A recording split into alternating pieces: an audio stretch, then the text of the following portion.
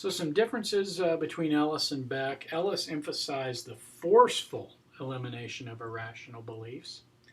So, as we watch Ellis, we'll see him, just really pounding out those irrational thoughts. Beck, on the other hand, used a little more of a collaborative way of doing it, working with the client, helping them to find their own irrational beliefs. And he was looking for automatic thoughts. So, let's say every time my wife says Doug, I get, oh, what does she want now? That's an automatic thought. So, Doug, maybe, would you like to go for ice cream?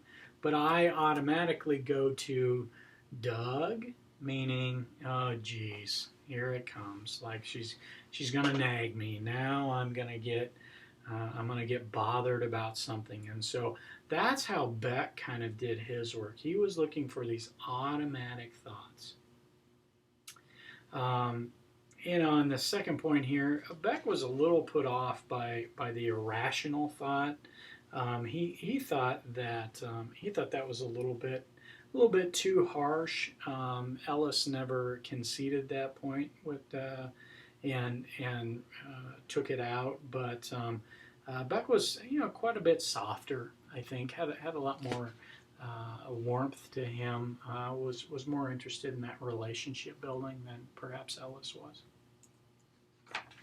So here are some cognitive distortions, faulty assumptions, misconceptions that people can have. I really like these.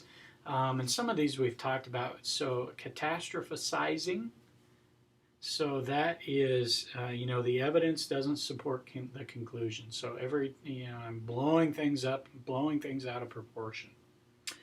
Selective abstraction. Conclusions are based on an isolated detail of an event. The context, really is missing. So one word is, a trigger in an argument in some way. And so, you always, let's say, might be a phrase that's sort of a trigger. And so rather than hearing the valid points that come before come before and after the you always, what I focus in on is that you always. So overgeneralization, that is, it's happening everywhere. All men are like this, that kind of thing.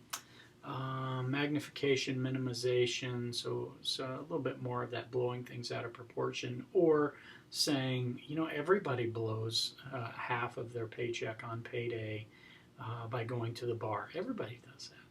It's no big deal. Personalization, so you're taking things personally. Labeling, mislabeling, this can be kind of categorizing things like all people from this particular culture are out to hurt me, something like that. I mean, it can have these very all or nothing kinds of thinking. And that's sort of this last point of the dichotomous thinking. All right. Moving on, techniques with this. Really, the techniques from CBT were intended to identify the problem and start to sniff out these misconceptions, these faulty assumptions that people have. We can use CBT to create, a list of problems. So I'm just not feeling quite right. Okay, well, what might be reasons you're not feeling quite right? Well, I'm not exercising. I'm getting 4 hours of sleep a night.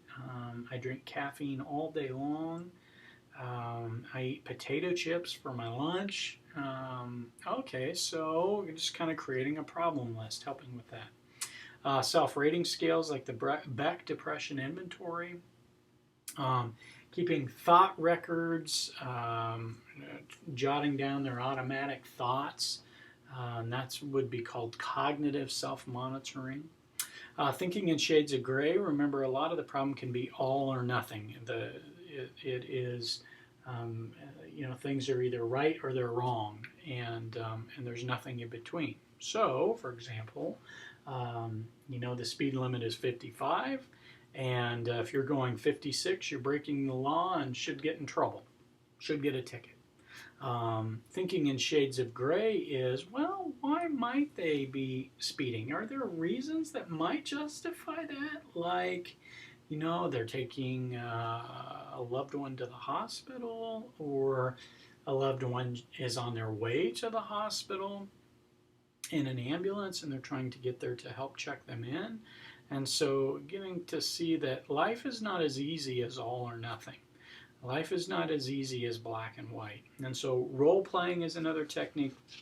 Exposure therapy, we talked about that in behavioral. And so those are some of the techniques. Meichenbaum, I want to talk a little bit about him. His contribution was called cognitive behavior modification. You're going to find that it's probably not all that groundbreaking of changes, but he says behavior change occurs through a sequence of mediating processes involving the interaction of inner speech, cognitive structure, and behaviors and their resultant outcomes. So really he's focusing more on helping clients become aware of this internal dialogue they're having. So a back and forth self-talk. Changing self-talk will change behavior and emotions. So you see this as